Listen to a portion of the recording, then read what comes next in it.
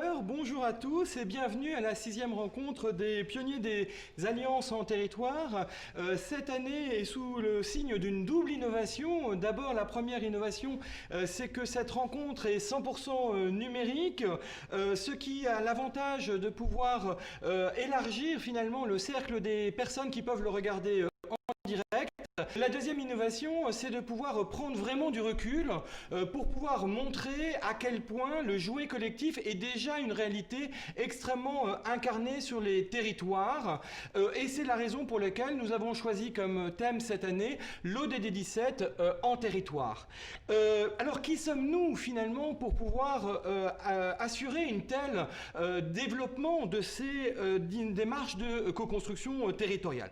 Nous sommes un réseau de 350 territoriaux qui représentent une diversité à la fois de territoires mais aussi de profils, puisque certains des catalyseurs territoriaux proviennent du monde bien évidemment, des collectivités territoriales, des acteurs associatifs, des acteurs économiques, des acteurs académiques, et c'est cette diversité finalement des profils qui sort des silos habituels qui fait la caractéristique de ce réseau des pionniers des alliances en territoire. Et puis le deuxième caractéristique, c'est que notre chemin ne commence pas aujourd'hui. Il a débuté dès 2008 où nous avons commencé à identifier cette capacité des acteurs dans leur diversité à construire ensemble des solutions nouvelles pour leur territoire, solutions qu'aucun d'entre eux n'avait déjà identifiées auparavant. Et dans ce cadre-là, en 2014, nous avons décidé, puisqu'il y avait déjà plus d'une centaine de catalyseurs, de créer ce réseau informel des pionniers des alliances en territoire. Et puis, en 2016, ça a été un peu la consécration, puisque lorsque nous avons écouté à travers l'Observatoire des partenariats les élus sur cette dynamique de co-construction territoriale, eh bien 76% des maires à l'époque considéraient que cette démarche de co-construction était en train finalement d'émerger, mais 46% d'entre eux reconnaissaient ne pas savoir encore comment concrètement pouvoir animer cette co-construction territoriale. Donc vous le voyez, un long cheminement et un nombre important finalement de catalyseurs qui peuvent témoigner cette réalité d'une catalyse territoriale, d'un jouet collectif en territoire déjà à l'œuvre. Alors, Élodie Julien, vous êtes secrétaire générale du réseau des pionniers des alliances en territoire. Quel est le programme très gourmand que nous allons avoir aujourd'hui ? Bonjour Charles Benoît, bonjour à tous et ravi d'être avec vous aujourd'hui. Aujourd'hui est évidemment une journée particulière puisque le programme que je vais vous présenter est extrêmement riche et va être passionnant. Donc ce programme, il va comporter 3 temps. Le premier temps, c'est un temps d'inspiration qui est dédié à pourquoi l'ODD 17 en territoire, et je vais vous le présenter un peu plus en détail dans quelques secondes. Le deuxième temps, ça va être un temps de description qui aura pour thème la diversité des ingénieries de co-construction territoriale. Il débutera à 12 h avec une première séquence et on aura les témoignages des institutions à la manœuvre. Une deuxième séquence qui sera dédiée au métier de la catalyse territoriale et qui débutera à 12 h. Et puis bien sûr, à 13 h, on aura quand même une pause déjeuner qui vous permettra de revoir l'exposition sur la diversité des territoires qui a été présentée l'année dernière au même endroit à la Fédération des caisses d'épargne. Et nous recommencerons donc la journée à 14 h avec comme séquence la diversité des profils de catalyseurs territoriaux. On terminera ce thème à 14 h 45 sur l'articulation des échelons territoriaux. Le troisième temps, ça va être un temps de co-construction qui sera dédié au numérique, le numérique au service de l'ODD 17 en territoire. Il va débuter par des ateliers de co-construction à 15 h 30, dédiés donc au numérique, et une table ronde qui sera dédiée aux perspectives du numérique et qui débutera à 16 h 45. Et à 17 h 15, nous aurons la conclusion de cette journée. Donc vous voyez un programme très riche, très gourmand, comme dit Charles Benoît, et qui s'annonce très passionnant. Alors, pour commencer donc, cette journée, le premier thème, c'est pourquoi l'ODD 17 en territoire. Ce premier thème va nous permettre d'avoir 3 séquences. Celle qui arrive dans quelques instants, c'est les alliances et les ODD. Ensuite, à 10 h, on aura un focus sur les élus à la manœuvre de la co-construction territoriale. Et on terminera ce thème à 11 h avec l'engagement territorial des entreprises. Donc, sans plus attendre, nous pouvons commencer la séquence sur les alliances et les ODD. Et là, de nombreux témoignages s'annoncent et on est ravis de pouvoir avoir la mise en perspective de Gabriel Attal et de Cathy Racon-Bouzon. Cathy Racon-Bouzon qui est députée et qui a été copilote de la mission ministérielle Accélérer les alliances stratégiques entre entreprises, associations et collectivités. Nous aurons aussi la chance d'avoir le point de vue académique de l'économiste Philippe de Sertine du comité 21. suivra une table ronde avec les regards croisés de la Fonda, la Fondation de France, de Ville au Carré, du groupe Vive. Ce sera animé par le Rameau. Et enfin, on terminera cette séquence par la présentation du kit l'ODD 17 en pratique, qui est issu de la mission ministérielle. Donc un beau programme pour les quelques minutes qui suivent. Merci beaucoup, Élodie. Alors, nous y avions cru jusqu'à la dernière minute, car nous connaissons l'attachement du ministre à la mission qu'il nous a confiée. Son cabinet a fait tout son possible pour qu'il puisse partager ce moment avec nous. Mais malheureusement, ces nouvelles fonctions l'obligent à d'autres priorités ce matin. Alors, Madame la députée, chère Cathy, merci beaucoup d'avoir accepté de témoigner à l'occasion de cette 6e rencontre des pionniers des alliances en territoire. Nous avons eu l'occasion de pouvoir ensemble copiloter la mission ministérielle, accélérer les alliances stratégiques entre associations, entreprises, collectivités. Les résultats ont été remis au secrétaire d'État, Gabriel Attal, le 7 mai dernier. Quel est l'état des lieux de ces partenariats aujourd'hui sur les territoires? Bonjour Charles Denoy, merci pour cette introduction. Alors, moi, j'ai été très agréablement surprise pendant cette mission à tes côtés, qui a duré plusieurs mois, de découvrir à quel point ce qu'on a appelé le collectif impact dans nos conclusions est déjà extrêmement présent sur nos territoires en France. On voit comment est-ce que, pour répondre à un besoin sur un territoire précis, les gens ont déjà le réflexe de s'associer, de se mettre en alliance pour trouver des solutions concrètes en réponse à ces besoins. Et on a pu observer aussi pendant la crise du Covid, au cours de laquelle finalement notre mission s'est achevée, à quel point toute situation de crise aussi a tendance à générer ce réflexe alliance et comment en situation d'urgence les gens ont besoin de travailler ensemble. Et donc c'était plutôt une bonne surprise. Alors, si c'est déjà à l'œuvre sur les territoires, finalement, comment on peut accélérer encore le mouvement pour que finalement il réponde encore mieux aux défis actuels? Alors, je dirais qu'il y a 2 points. Le premier point, ce sont des freins à lever, parce que s'il y a effectivement déjà quelques initiatives, il y a encore beaucoup de freins pour intensifier la dynamique et intensifier aussi l'accompagnement. Donc, freins à lever, démarches d'accompagnement à intensifier. Les freins, je dirais, des freins culturels. Il y a encore trop de monde qui ne se connaissent pas et qui se craignent parfois. Donc, comment susciter la rencontre pour que les gens aient envie de faire ensemble? Des freins juridiques aussi. Dans certaines alliances, les acteurs de l'alliance peuvent être parfois pas suffisamment sécurisés pour travailler ensemble. Donc, il y a peut-être une réflexion à mener de ce côté-là.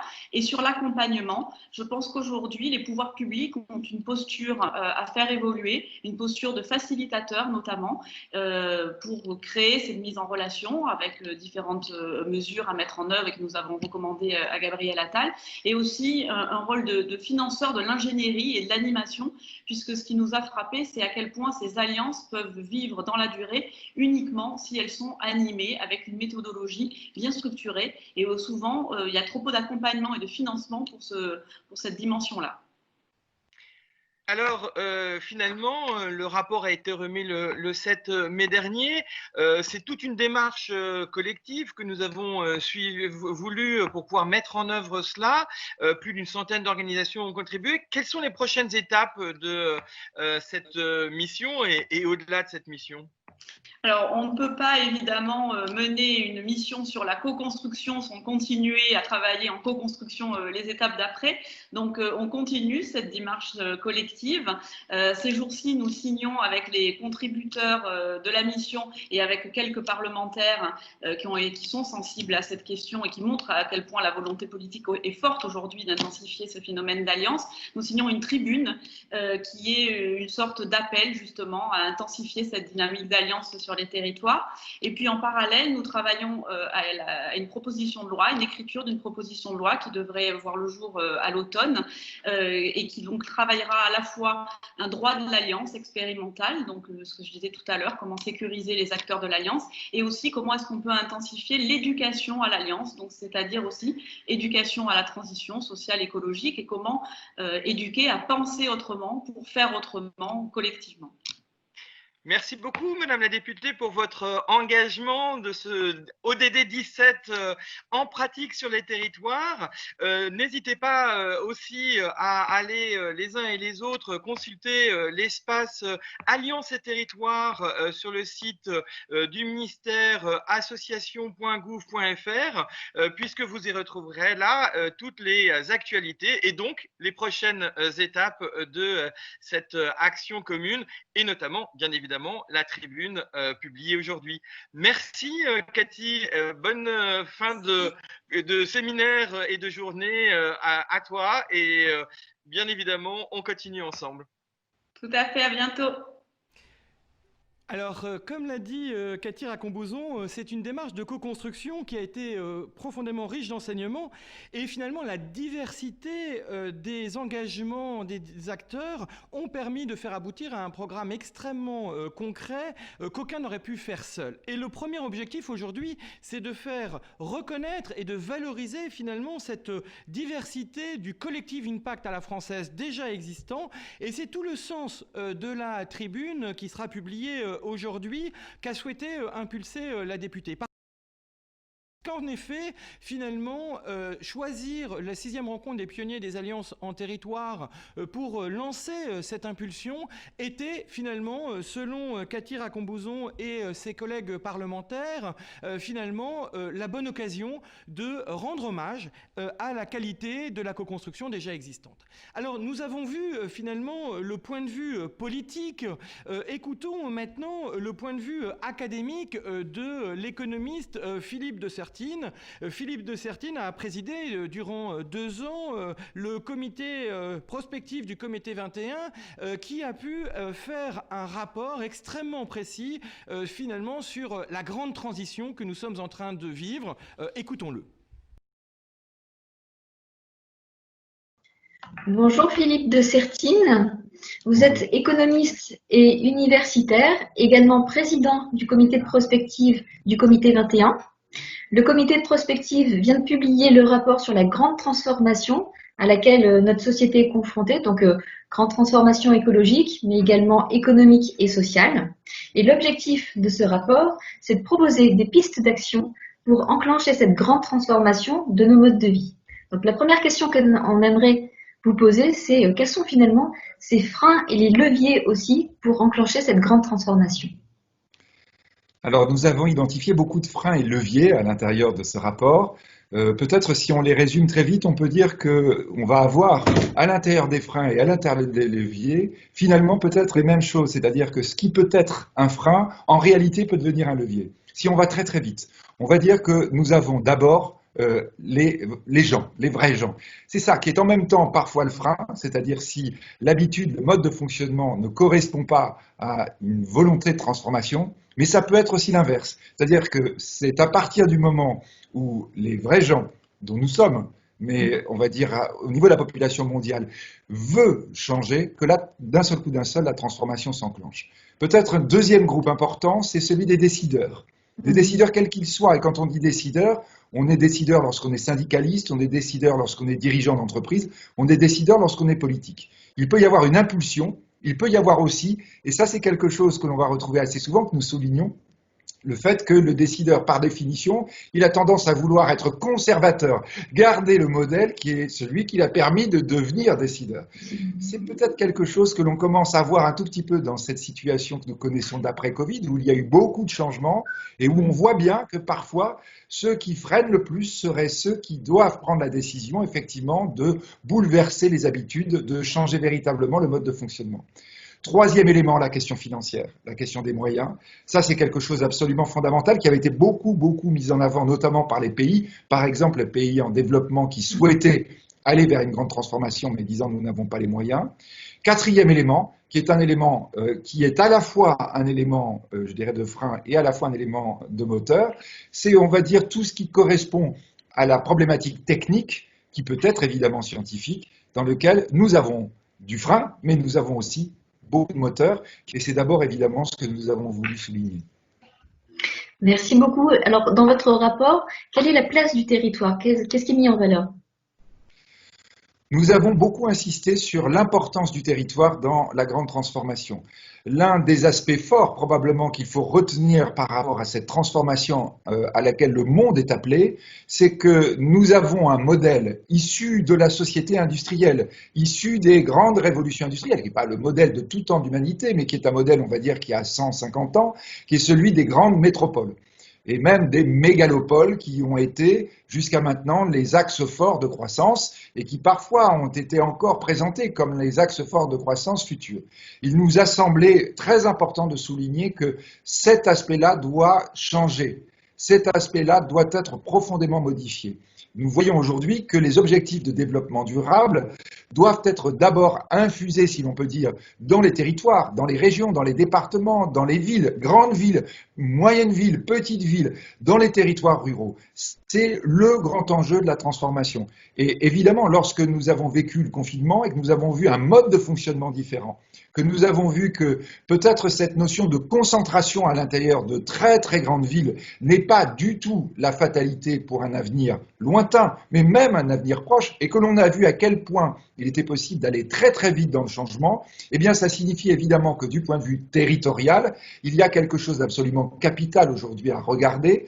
Lorsque nous sommes en train de parler d'une nouvelle loi de décentralisation, nous avons voulu à l'intérieur du rapport, parler des 5D, les 2 D supplémentaires que nous avons rajoutés. C'est donc une décentralisation avec du développement durable comme étant axe fort de développement des territoires d'aujourd'hui et de demain. Alors, quels sont les moteurs de cette grande transformation ? Nous avons évoqué beaucoup de moteurs et vraiment je vous conseille d'aller voir le rapport parce que énormément de moteurs ont été évoqués, ils sont multiples. Peut-être j'en isolerai un qui peut sembler technique et qui de loin pourrait sembler peut-être un tout petit peu abscon, c'est celui des indicateurs d'impact. L'indicateur d'impact, en ce qui nous concerne, nous semble être quelque chose d'extrêmement important parce que d'abord évidemment c'est quelque chose de très concret en disant nous allons privilégier des investissements, par exemple, qui vont améliorer la qualité de l'air, améliorer la qualité de l'eau, si on est sur quelque chose de proprement environnemental, mais aussi avec des éléments sociaux, mais aussi avec des éléments politiques. Donc, un indicateur d'impact concret. Ce qui est très important, c'est que cette notion d'indicateur d'impact peut être très rapidement, en réalité, les bases d'une reconstitution d'une nouvelle valeur. La problématique, lorsqu'on va être en train de parler de croissance, de nouvelle croissance, ça va être probablement de redéfinir les valeurs, qui sont les valeurs de demain, qui sont différentes des valeurs d'hier. L'indicateur d'impact, dans la mesure où il va être défini de manière objective, de manière scientifique, permet d'avoir une représentation nouvelle de la valeur et va conduire à une nouvelle représentation de la croissance économique, de la manière dont on représente, on va dire, les différents impacts des investissements qu'on réalise et probablement, par exemple, demain, sur un calcul nouveau du PIB, de la production réelle, mais d'une production réelle à partir de ces nouveaux indicateurs d'impact. Eh bien, merci Philippe de Sertine pour votre témoignage et on peut rappeler peut-être que le rapport est disponible sur le site du comité 21. Merci beaucoup. Absolument. Merci beaucoup. Merci.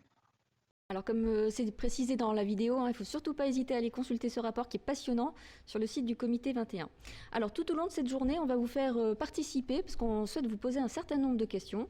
Et pour ça, c'est très simple. Vous prenez votre téléphone, vous ouvrez un nouvel onglet sur votre ordinateur, vous prenez votre tablette, vous sélectionnez l'adresse qui s'affiche en haut de votre écran. Donc il faut sélectionner app.wizambly.com et ensuite vous allez sur rejoindre votre Wiz et vous rentrez le mot de passe rencontre 2020 et comme ça tout va apparaître. Alors la première question que l'on souhaite vous poser, c'est quel mot évoque pour vous l'ODD 17, c'est-à-dire celui des partenariats multi-acteurs. Donc n'hésitez pas à prendre votre téléphone, aller sur wizambly.com et à répondre à cette question. Quel mot évoque pour vous l'ODD 17, celui des partenariats multi-acteurs? Donc pendant que vous répondez à cette question, je me retourne vers Charles Benoît qui va lancer la table ronde qui suit. Merci beaucoup, Élodie, et nous aurons sans doute l'occasion de revenir sur la question de la sémantique, très importante en termes de co-construction.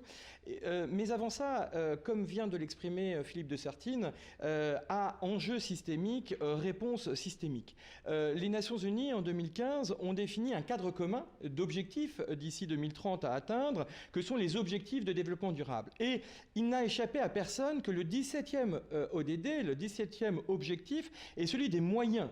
Faire alliance, être capable de co-construire finalement des réponses que personne ne peut faire seul. Alors, finalement, quelle est, en France, la réalité concrète de cette capacité à mettre en œuvre les objectifs de développement durable sur les territoires? Eh bien, pour débattre de ce sujet, nous avons autour de la table virtuelle Charlotte Debray, qui est déléguée générale de la Fonda, Axel Davzac, qui est la directrice générale de la Fondation de France, Cécile Dublanche, la directrice de Ville au Carré, et Anne-Marie Armster, déléguée nationale en charge de la RSE et de l'innovation sociale et des solidarités à la MGEN et qui représente aujourd'hui le groupe Vive, leader français de la santé et deuxième acteur européen de la santé. Mais avant de les écouter, peut-être faut-il écouter finalement les citoyens et les dirigeants de TPE-PME sur leur propre vision sur l'utilité de faire alliance, finalement de jouer collectif pour sortir de la crise sanitaire. 80% des Français et 84% des dirigeants de PME et TPE considèrent qu'il est indispensable, qu'il est vraiment nécessaire de pouvoir faire alliance pour pouvoir finalement sortir de cette dynamique avec plus rapidement, avec une meilleure résilience. Et finalement, cette alliance, elle doit comprendre à la fois les associations d'intérêt général, les collectivités territoriales et les entreprises. Et c'est bien ce triumvirat finalement qui peut répondre à cette dynamique-là, et donc nous avons collectivement un devoir d'alliance. Mais ce qui est apparu de façon extrêmement précise dans la mission ministérielle que nous avons pilotée avec Cathy Racon-Bouzon, c'est qu'on ne peut pas simplement être dans une injonction d'alliance. Ce n'est pas seulement un devoir d'alliance. On ne peut pas non plus être seulement d'alliance. Finalement, qu'est-ce qu'on peut faire? Il faut aussi être dans une envie d'alliance. La façon dont finalement chacun a envie de se projeter dans cette dynamique collective, parce que finalement faire alliance n'est pas si simple que ça. Et donc je me tourne vers vous, Charlotte Debray, puisque en tant que déléguée générale de la Fonda, qui est le laboratoire d'idées du monde associatif, lieu de la co-construction des personnes par excellence, finalement comment donner envie aux acteurs d'agir? Oui, bonjour à tous. Est-ce que vous m'entendez bien avant que Très bien. je développe? Je suis ravie d'être ici. Merci pour votre invitation. C'est vrai que la Fonda comme le Rameau, ça fait un petit moment, je dirais même plus de 10 ans maintenant on promeut le décloisonnement et on essaye de structurer avec de la méthode les alliances entre acteurs, le décloisonnement entre le monde de la société civile, les entreprises, et dans le triumvirat que tu évoquais, Charles Benoît, je rajouterais aussi le monde de la recherche, parce que pour nous, la connaissance, c'est le point de départ et un des moteurs pour donner envie d'agir en faveur des ODD. Tu as rappelé 2 chiffres. Je voudrais rappeler aussi le baromètre 4D Sofres de l'année dernière qui montrait que seulement 6% des citoyens voient précisément ce que sont les ODD. Côté association, Valeurs investies dans le champ international, elle voit les objectifs de développement durable et l'agenda 2030 comme un machin onusien difficilement actionnable. Or, sans le savoir la plupart du temps, les associations, les 22 millions de bénévoles qui les animent, les près de 2 millions de salariés qui les animent également, contribuent d'une manière ou d'une autre à l'atteinte des objectifs de développement durable, puisque c'est une matrice très générale, très systémique. Et pour nous, donner envie d'agir aux citoyens, ça commence par structurer avec beaucoup de rigueur leur contribution à l'atteinte de ses propres objectifs de développement durable. 3 étapes qui me semblent incontournables et qui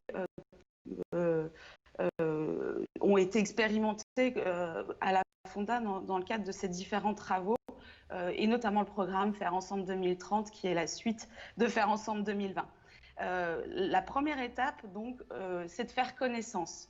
Faire connaissance aux deux sens du terme. D'abord, partager des connaissances solides, comprendre les transformations profondes qui travaillent notre société et explorer les évolutions possibles de ces transformations. C'est une approche un peu prospective des choses. Partager la connaissance, mobiliser des expertises d'horizons très différents nous paraît vraiment important. Prendre conscience aux acteurs, aux citoyens et aux associations qu'ils animent que leur action se situe dans un agenda universel, fût-elle locale, fût-elle territoriale. Et ça, c'est vraiment très important, ce passage par le partage, la mise en commun de connaissances. D'ailleurs, c'est la base du geste associatif, c'est mettre en commun des moyens et des connaissances pour un but autre que s'enrichir, en tout cas pas sur le plan financier. C'est ça le principe de base du geste associatif. Deuxièmement, faire connaissance aussi au sens se connaître entre acteurs. Et très souvent, à l'échelle d'un territoire, on a des acteurs qui rament dans le même sens, entre guillemets, mais qui se méconnaissent, qui ne voient pas leur complémentarité, voire qui sont dans des logiques de rivalité pour le leadership médiatique, pour la ressource bénévole, pour la ressource financière, et qui parfois sont enfermés dans ces logiques de compétition à l'échelle des territoires par la forme le recours au concours, à l'appel d'offres. Voilà. Il y a une forme quand même il y a une façon d'animer les partenariats sur les territoires qui, pour le moment, n'est pas vraiment dans une logique coopérative. Il faut quand même le reconnaître, même si ça progresse. Donc, sensibiliser, il y a plein d'outils. Il y a ceux que le Rameau a développés. Nous avons évidemment mobiliser beaucoup d'expertise, beaucoup de connaissances et des repères, voilà, des outils. On a des publications qui présentent les objectifs de développement durable et permettent aux citoyens de se situer.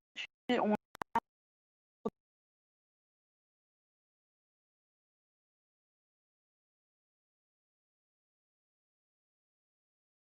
qui permet aux acteurs de comprendre les ODD et leur approche systémique et surtout de susciter le réflexe coopératif. Puisque, quels sont les deux autres? Première étape, quels sont les deux autres Donc, faire connaissance, c'est la base. Ensuite, c'est faire cause commune, la deuxième étape, qui me paraît vraiment, vraiment important et qui est souvent chantée. C'est vraiment de s'assurer qu'on a une vision commune des enjeux, une vision politique des enjeux. Qu'est-ce qu'on veut vraiment obtenir, défendre ou améliorer? Et ça, très souvent, c'est une étape qui est un petit peu négligée et qui est pourtant indispensable. Donc, faire cause commune, c'est se dire quels enjeux on veut vraiment atteindre et du coup, comment ça se décline en objectifs partagés. Qu'est-ce qui compte?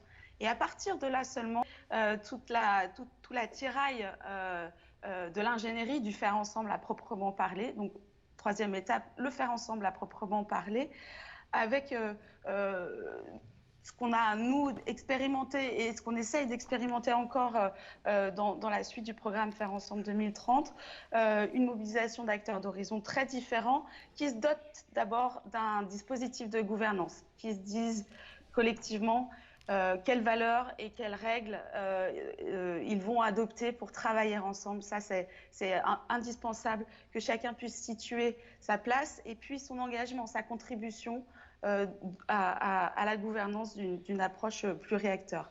Qui dit objectif dit aussi de s'assurer qu'on va les atteindre et donc de se doter d'un dispositif de suivi et d'évaluation.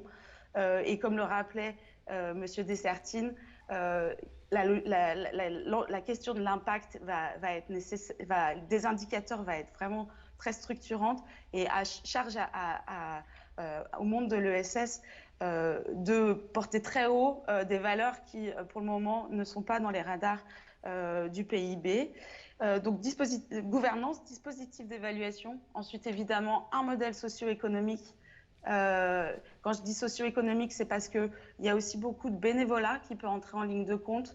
Et donc, ce sont des personnes et des collectifs de travail à animer et aussi des ressources, évidemment, financières à mobiliser. Un schéma directeur de communication en interne comme en externe. Et enfin, une feuille de route partagée. À partir de là, on peut... on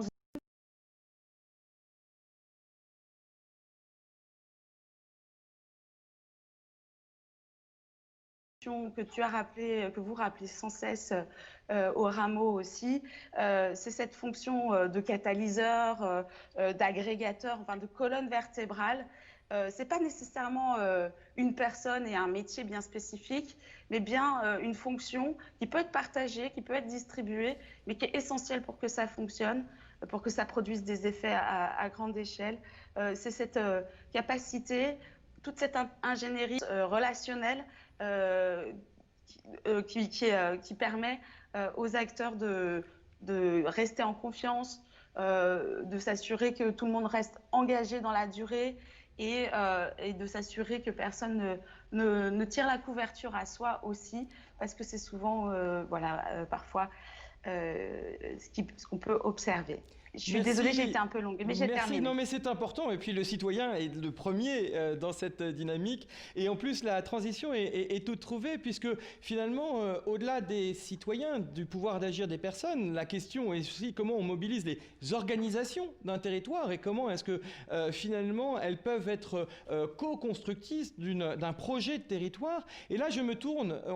Charlotte parlait de catalyseur territorial, et donc comment mieux se tourner vers un catalyseur territorial que vers Ville-au-Carré, puisque quand Yves Dauge, il y a plus d'une décennie maintenant, a souhaité lancer Ville-au-Carré, c'est parce que premier délégué interministériel à la ville, il voulait pouvoir expérimenter lui-même finalement sur son territoire et j'allais dire être exemplaire dans ses propres dynamiques de cadre national qu'il donnait. Et donc Ville-au-Carré est né de cette volonté des acteurs politiques et académiques, puisque Charlotte rappelait l'importance de ce binôme politique académique, de lancer cette dynamique, cette capacité de faire une catalyse territoriale. Les mots n'existaient pas encore, mais finalement, quels sont, Cécile Dublanche, vous êtes la directrice de ça, vous avez vécu toute cette décennie finalement sur comment concrètement construire cette catalyse territoriale. Finalement, quelles sont aujourd'hui les conditions pour que les acteurs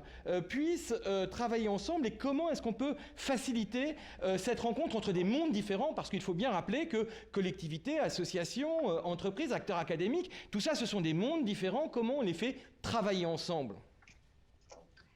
Bonjour à tous, merci de m'avoir invité, vous m'entendez bien? Tout va bien? Très bien. Donc effectivement, nous avons la chance à Ville-au-Carré d'avoir été fondée sur l'intuition d'Yves Dauge et puis de Michel Lusseau, qui est géographe et chercheur, qui était président de l'université de Tours, sur une envie d'alliance entre des élus, des professionnels, des chercheurs et les habitants. Donc en fait, le dialogue territorial et la coopération sont vraiment au cœur de notre ADN. Et nous travaillons à la fois sur la revitalisation des quartiers de la politique de la ville. D'ailleurs, Yves Dauge disait souvent que finalement la politique de la ville, c'est une politique des alliances.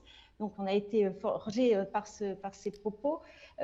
Sur la revitalisation des quartiers, Action Cœur de Ville et maintenant aussi les questions de ruralité. On se rend compte qu'effectivement, quelle que soit l'échelle des territoires, les méthodes sont les mêmes et il faut vraiment travailler cette question des partenariats vertueux sur les territoires. Alors, nous avons développé et croisons trois spécialités, l'ingénierie des partenariats et des réseaux, et donc c'est par ces réseaux-là que nous pouvons travailler à la fois pour faire connaissance, pour faire cause commune et pour faire ensemble, comme m'a expliqué la Fonda. L'approche systémique qui est vraiment aussi au cœur de notre travail, c'est de croiser les thématiques des volets sociaux, économiques, environnementaux et urbains. Donc, on est finalement de très bons généralistes sur à peu près tous les sujets, en tout cas un bon nombre de sujets qui se retrouvent dans les objectifs de développement durable. Et puis les dynamiques citoyennes, parce que la grande question, c'est vraiment ce dialogue citoyen qui doit être mis à niveau aussi par rapport à la question du dialogue avec des élus, avec des chercheurs. Mais du coup, comment on peut s'y prendre? En fait, il faut du temps. Je crois qu'on a la chance d'être très ancré dans notre territoire à différentes échelles et donc on connaît vraiment bien les différents systèmes d'acteurs. Vous savez qu'on parle beaucoup des silos, quels que soient les différents domaines, il y a différents mondes d'acteurs et donc nous arrivons à traverser ces différents mondes et à les faire se rencontrer. Cela demande aussi de la confiance que nous acquérons aussi parce que nous apportons de la connaissance.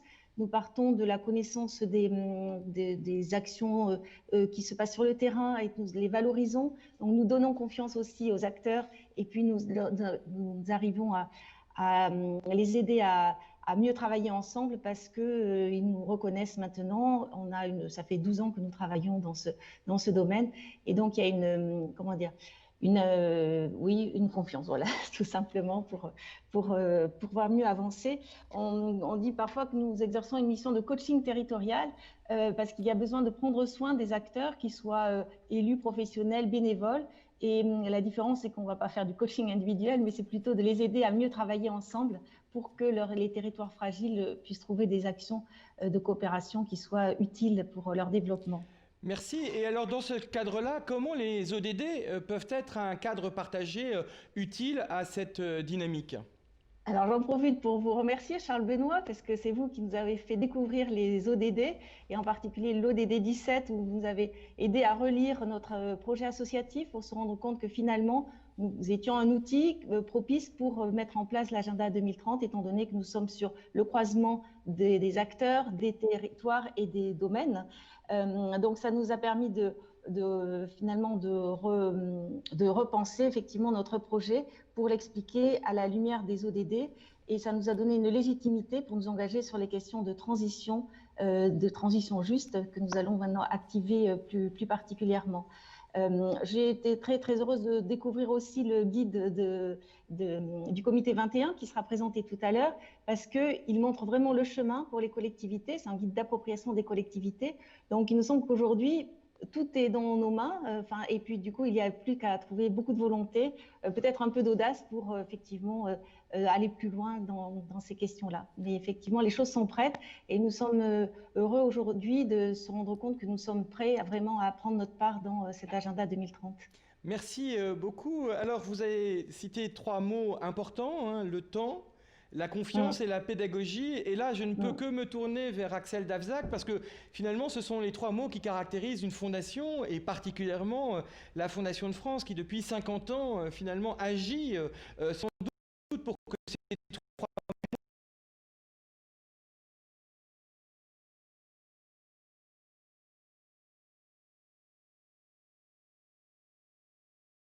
sur les territoires, peut-être plus discret, mais tout aussi efficace. Alors, quel est ce rôle de médiateur local, de mise en lien local que peut faire une fondation, et particulièrement la Fondation de France, pour faciliter finalement les rencontres, puisque ce que disait Charlotte en introduction, la première condition, c'est de se rencontrer, de se connaître, et finalement, est-ce que les fondations, dans ce rôle de médiateur, n'ont pas un rôle spécifique à jouer ? Il faudrait mettre votre micro en revanche. Axel, on ne vous entend pas.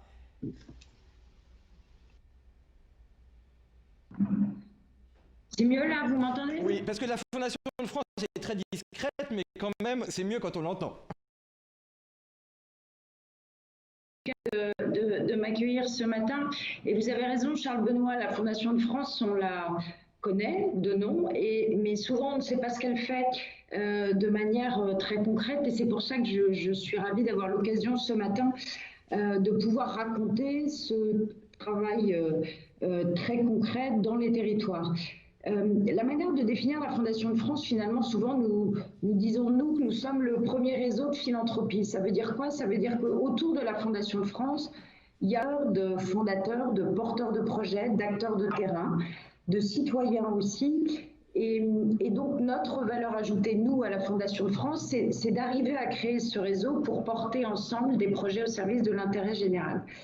Historiquement, la Fondation de France, elle est connue aussi pour son caractère national, mais ce qu'on sait moins, c'est que la Fondation de France, elle est présente dans les régions, dans les territoires, avec des équipes salariées et bénévoles dans toute la France. Et on a créé, c'était en 2011, il y a eu cette intuition des équipes à l'époque de se dire finalement la conception de ces programmes au niveau national n'est plus opérante. Et donc, nous avons travaillé avec les territoires et nous avons créé un programme qui s'appelle Dynamique territoriale, avec l'idée de renverser complètement les modes de faire, c'est-à-dire qu'au lieu de définir la réponse théorique à un enjeu thématique, quel qu'il soit sur le terrain, de l'emploi, de l'accompagnement des jeunes, de la prise en charge des personnes âgées, tout ce que vous voulez, de penser des critères et des programmes à un niveau national, de se dire mais non, la composante territoriale, elle est fondamentale dans le contenu des réponses à apporter. Donc nous allons renverser complètement l'approche et au lieu de faire des démarches descendantes de cette manière-là, on va faire une remarche ascendante, c'est-à-dire que nous allons commencer par aller dans les territoires en tenant compte de la géographie, des caractéristiques socio-économiques de la population, bien évidemment aussi des enjeux de territoire, de géographie, de capacité, de présence de réseaux publics, pour aller interroger les habitants sur leurs difficultés, leurs enjeux prioritaires et réfléchir et construire avec eux en s'appuyant à la fois sur le tissu associatif en concertation avec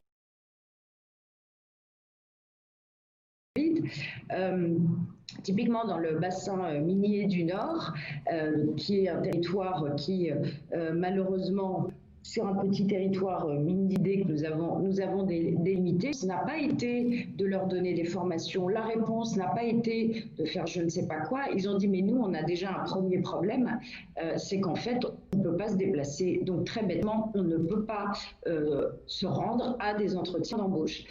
Et en parallèle, compte tenu aussi du taux de chômage et de la nécessité du diagnostic qu'on avait fait aussi de ce besoin de lien social, nous avons créé un garage solidaire. Et très concrètement, ça crée 9 emplois sur le territoire.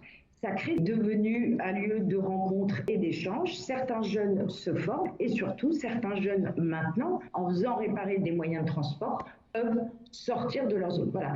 Donc c'est tout ça pour vous dire que la composante de territoire, elle est essentielle et qu'on ne peut pas, nous, notre conviction, c'est que la réponse, entre guillemets, ne peut pas venir du haut parce qu'elle ne prend pas en compte la totalité des enjeux d'un territoire et d'une population donnée.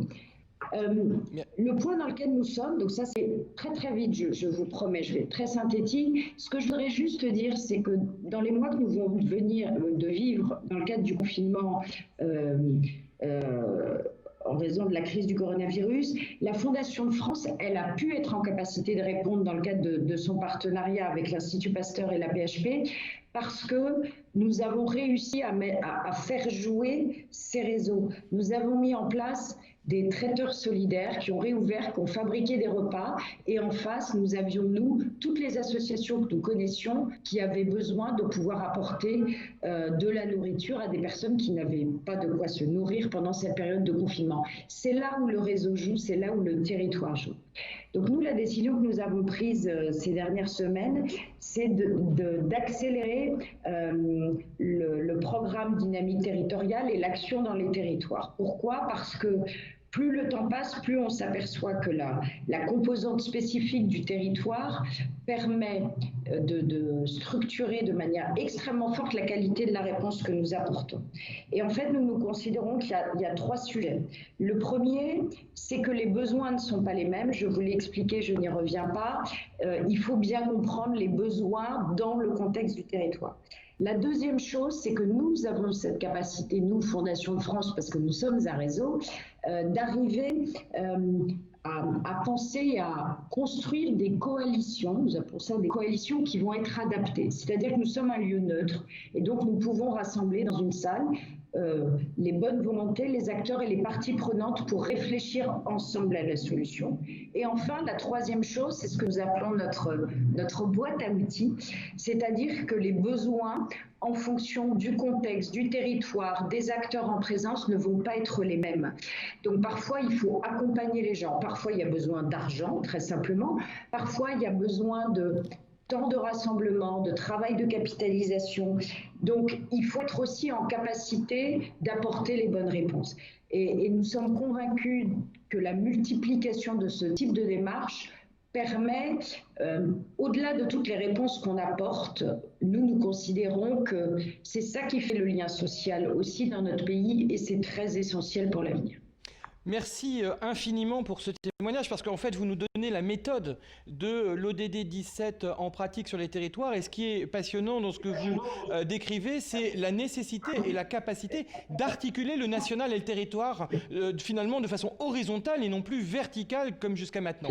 Et finalement on voit bien là la place que les fondations tiers de confiance peuvent jouer. Vous avez donné un exemple au Nord, je voudrais en donner un autre parce que pour moi il est particulièrement symbolique et qui va faire la transition avec le rôle de l'entreprise, c'est ce que la Fondation RATP avec le musée du Louvre-Lens et la mission locale de Denain ont fait auprès de jeunes, sur l'éducation des jeunes par la culture. On voit bien là finalement la capacité de rassembler autour d'une même table des acteurs extrêmement différents et ça c'est le talent d'une fondation. Donc on a vu finalement à travers Charlotte Beaubray le pouvoir d'agir des acteurs, on a vu à travers le témoignage de Ville-au-Carré, de Cécile Dublanche, le rôle d'animateur très concret de territoire. On a vu ce rôle fédérateur que peuvent jouer, de médiateur que peuvent jouer les fondations. Tournons-nous vers vous, Anne-Marie Hamster, pour voir le rôle de l'entreprise. Finalement, qu'est-ce que l'entreprise, et surtout une entreprise de la taille de la vôtre, puisque vous êtes, je le rappelais, leader français de la santé, vous êtes deuxième européen, donc on a l'impression qu'on est très loin des territoires, mais finalement, comment est-ce que cette ODD, comment cet objectif de développement durable, ce n'est pas seulement une question pour les associations, les citoyens, les fondations, mais aussi pour les entreprises. Et finalement, vous, à titre personnel, comment vous l'avez mis en œuvre très concrètement au sein de votre groupe? D'accord, bonjour à tout le monde. Merci de nous donner l'occasion de nous exprimer, de témoigner de ce que nous faisons. J'ai envie de dire d'abord, nous ne sommes pas une entreprise comme les autres. Nous sommes une entreprise mutualiste. Un groupe, c'est une union de mutuelles qui est partie au départ avec 14 mutuelles. Alors, je vais en citer peut-être quelques-unes pour illustrer. Harmonie Mutuelle, la MGEN, la Mutuelle Nationale des Territoires. On a la Mutuelle Marais-Gaillard qui est dans le Lot.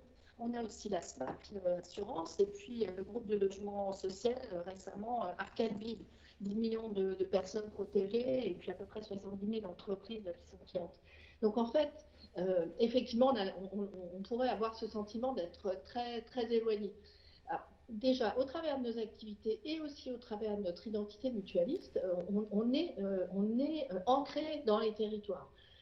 D'abord parce qu'on développe des réponses aux besoins des personnes, mais aussi des employeurs, qu'ils soient publics et privés, en matière de protection sociale, de santé, de soins, au travers d'établissements sanitaires, médico-sociaux, des services d'assistance, d'habitat, de logement social. Donc ça, déjà, c'est ancré dans la réalité concrète de tous nos... et elle répond également aux objectifs de développement durable. Je pourrais citer au travers de nos actions, nos transferts de solidarité ou notre lien solidaire entre même les adhérents, la suppression de la pauvreté, la réduction des inégalités, la justice, les innovations sociales, les infrastructures. Voilà, déjà, à la base, nous répondons à l'ensemble de ces objectifs de développement durable. Notre action, elle se concrétise dans les territoires aussi parce que nous avons des élus. Les élus dans une mutuelle, en fait, ils sont vraiment... comment dire, ils émanent de la société dans son ensemble. Nous avons des acteurs de collectivités territoriales, des entreprises, des associations, des écoles. On a parlé tout à l'heure de la recherche. On a des personnes qui sont engagées, d'ailleurs à titre bénévole ou professionnel, dans des lieux de culture, des établissements sanitaires. Voilà. Enfin, c'est très, très, très, très vaste. Et en fait, eh bien, avec tous ces élus, nous avons décidé de faire du groupe un contributeur positif et surtout conscient aux objectifs de développement durable. Parce que peut-être qu'un des premiers points, c'est effectivement de se dire que des acteurs dans la proximité gagnent à se dire que ce qu'ils font déjà répond aux objectifs de développement durable. Et c'est en prenant conscience du fait que tous nous œuvrons au service de ces objectifs-là, et bien que nous pouvons aller plus loin et plus fortement ensemble et générer un réel impact. Voilà, donc les ODD, nous avons décidé d'adresser tous les ODD au travers de la politique de développement durable au sein du groupe VIVE. C'est faire lien entre nous et puis c'est également faire lien avec tout l'environnement dans les territoires. Merci merci pour ce témoignage, à la fois de finalement la congruence avec vos activités et finalement votre modèle de gouvernance. Alors, vous avez lancé cette démarche il y a 2 ans, au moment où le groupe finalement a fusionné, où c'est devenu le groupe VIVE. C'est un cheminement, c'est une démarche apprenante, c'est comme ça que vous avez voulu le faire, d'ailleurs de co-construire cette démarche. Et finalement, après ces 18 mois de travail, de cheminement, quels sont peut-être les quelques enseignements que vous tirez de cette démarche ? Je crois que notre démarche, elle illustre tout à fait ce qui a été présenté tout à l'heure, notamment par la Fonda, enfin, sur la méthode dont vous parlez, faire connaissance déjà. L'idée, ça a été de nous dire, de réussir à identifier en quoi déjà nous contribuons aux objectifs de développement durable. Et puis ensuite, d'arriver à construire des axes de mobilisation communs, faire cause commune, comme ça a été dit précédemment. Donc nous avons identifié des axes de mobilisation. Et puis, surtout, je crois, les derniers mois nous ont permis d'identifier par quoi on va commencer. Parce que la question, effectivement, pour une structure de taille nationale et importante comme la nôtre, c'est de se dire concrètement qu'est-ce qu'on fait, par quoi on commence. Donc là, on a vraiment réussi ensemble, à l'issue d'une démarche d'interrogation des parties prenantes, à identifier 4 thèmes sur lesquels nous allons démarrer.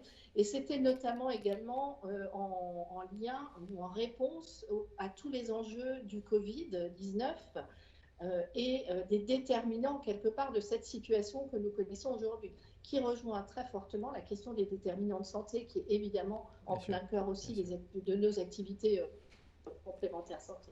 Voilà. Peut-être que ce que je peux dire, c'est qu'en termes d'enseignement, d'abord, quand on interroge la population française, on se rend compte qu'on est en phase avec ce qui ressort. Nous avons mené une grande enquête également auprès des Français autour de la gestion durable des ressources, autour des questions de sécurité, de santé au travail, d'égalité des sexes. Et puis il y a tout le triptyque santé, éducation, changement climatique, environnement aussi, qui ressort fortement. Et ce sont justement sur ces thèmes-là que nous allons beaucoup travailler. Alors, effectivement, jusque récemment, les mutuelles sont il faudrait peut-être les qualifier de communautés solidaires qui ont mis en œuvre des mécanismes de solidarité dans leur propre communauté. Depuis quelques années, je crois que nous avons beaucoup évolué parce que nous nous rendons compte, et le groupe VIVE favorise cela aussi, le fait de travailler ensemble avec des points de vue différents, avec des pratiques différentes, avec des publics différents, avec des représentations différentes, c'est incroyablement fécond. On s'en est rendu compte, je vais prendre un exemple très concret. Récemment, on travaillait sur les actions concrètes de notre politique de développement durable. On travaillait autour de la question de la gestion vertueuse de l'eau, enfin voilà, de la question de l'eau qui, a priori, n'est pas dans notre cœur de métier. Le fait d'être différent, d'avoir des pratiques professionnelles, et notamment en s'appuyant sur nos élus et tous nos salariés dans tout le territoire, nous fait trouver des solutions qui vont des éco-gestes à l'installation ou à des installations totalement repensées dans les territoires, dans nos établissements, par exemple. Alors c'est encore plus évident quand on parle, par exemple, du handicap. Voilà. Donc peut-être je pourrais finir. Oui. Dernier mot. D'accord.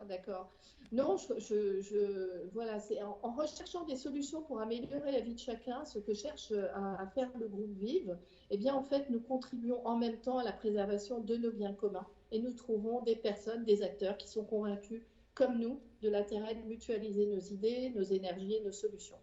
Merci infiniment pour ce témoignage. Et je pense que ce que vous avez dit sur la gestion de l'eau n'aura pas échappé à nos amis d'AgroParisTech qui interviendront un peu plus tard dans la journée parce que c'est un des sujets sur lesquels, bien évidemment, ils sont particulièrement actifs. Et puis peut-être un mot aussi pour dire que vous êtes partageurs puisque nous avons la chance d'avoir engagé à vos côtés une recherche-action sur cette question de comment l'entreprise se saisit des EDD depuis le lancement de votre démarche et que nous aurons l'occasion ensemble de publier à l'occasion du prochain webinaire de la plateforme L'Innovation Territoriale en Action qui aura lieu le 16 juillet, un benchmark en ayant pris une dizaine d'entreprises pionnières. Est-ce qu'elles ont, chacune d'entre elles, appréhendé cette question? Et ce qui est très intéressant, c'est qu'on peut le prendre par la vision, on peut le prendre par la gestion, on peut le prendre par l'action. Peu importe la porte d'entrée, finalement, cette dynamique articule ces trois logiques. Alors, j'ai envie de me tourner vers vous, Élodie, pour savoir un petit peu quels sont finalement les mots qui ressortent de l'ensemble des participants, puisque, je vous rappelle, nous avons posé la question sur Weasemly et que normalement, nous devrions avoir le résultat. Que pensez-vous des mots qui incarnent l'ODD 17, puisque, je le rappelle, cette question finalement est au cœur de nos débats, la sémantique, et quels sont les résultats? Est-ce qu'en technique, je vois que ça s'affole un peu en technique, donc c'est que tout ne doit pas être complètement prêt pour pouvoir vous présenter vos propres résultats, mais voici en direct, quel mot évoque pour vous l'ODD 17? Eh bien, sans surprise, celui de la coopération, suivi de ensemble, co-construction, mais a été mis en avant par l'ensemble de nos interlocutrices la question de la confiance, bien évidemment, qui se traduit par des partenariats et puis des mots comme développement, comprendre, convergence, finalement, ressortent aussi dans cette dynamique. Je pense qu'on peut facilement évoquer le fait que cette capacité à faire ensemble a été démontrée finalement, que ce soit par le citoyen, que ce soit par les organisations du territoire, à travers l'animation de catalyseurs, le rôle des fondations et puis le rôle des entreprises qui peuvent se mobiliser au service de cette dynamique-là. Alors, Élodie, je crois que pour pouvoir aider les territoires à faire tout ça, eh bien, il y a des outils. Exactement. Effectivement, donc dans le cadre de la mission ministérielle, de nombreuses ressources ont été produites. L'état des lieux des partenariats dont parlait Cathy Racon-Bouzon tout à l'heure, le programme des 21 mesures évidemment qui est issu de la mission, et puis aussi le kit, l'ODD 17 en pratique, qui a pour objectif de démontrer que ce collectif impact à la française, il existe, de montrer aussi, de donner envie d'agir aux acteurs et puis de pouvoir outiller les organisations et les territoires pour justement être dans le jouet collectif. Alors on a eu la chance que Jenna Agoun, qui est manager chez Accenture, ait enregistré une petite vidéo qui a permis de montrer ce qu'on trouve dans ce kit, l'ODD 17 en pratique. Accenture ayant fait le management de projet de la mission, et elle vous expliquera que pour entrer dans ce kit, il y a 4 portes d'entrée. Soit vous voulez comprendre les enjeux, soit vous voulez comprendre la démarche, soit vous voulez voir quels sont les outils, la boîte à outils et les illustrations. Donc pour terminer, cette vidéo, elle est accessible sur la plateforme L'Innovation Territoriale en Action. Et de toute façon, toutes les ressources qui ont été produites dans le cadre de la mission sont disponibles sur le site du ministère, association.gouv.fr. Donc n'hésitez pas à les consulter et puis surtout d'aller voir la vidéo que Jenna Agoun a eu la gentillesse de réaliser pour vous. Et ça me permet de remercier la Fondation Accenture, puisqu'on dit souvent que toute la dynamique de co-construction commence par l'engagement des femmes et des hommes. C'est aussi le cas dans le cadre du mécénat de compétences. Et finalement, merci à cette fondation de nous avoir accompagnés, Cathy et moi-même, durant l'ensemble de cette démarche. Alors, je crois que cette séquence a pu nous démontrer que l'ODD est à la fois un objectif et à la fois une méthode, finalement. Et que nous sommes tous concernés et que le besoin, c'est de pouvoir permettre à chacun d'être tous engagés, chacun à sa juste mesure, chacun à sa propre maturité, sans perdre de vue que ce sont la question des envies qui doivent primer, peut-être beaucoup plus que celle des injonctions ou celle simplement du pouvoir de le faire. Et donc, la question qu'on va avoir maintenant, c'est comment les élus peuvent se mobiliser pour co-construire, quelles sont les réponses finalement à ces besoins et ces d'aspiration, d'envie de co-construction, eh bien rendez-vous à 10h, c'est-à-dire pas dans très longtemps, pour pouvoir poursuivre nos réflexions après une très courte pause, mais nous vous rassurons, ce ne sont pas des pauses de publicité puisque nous sommes en direct, mais sans publicité et grâce à nos partenaires. Bonne journée à tous.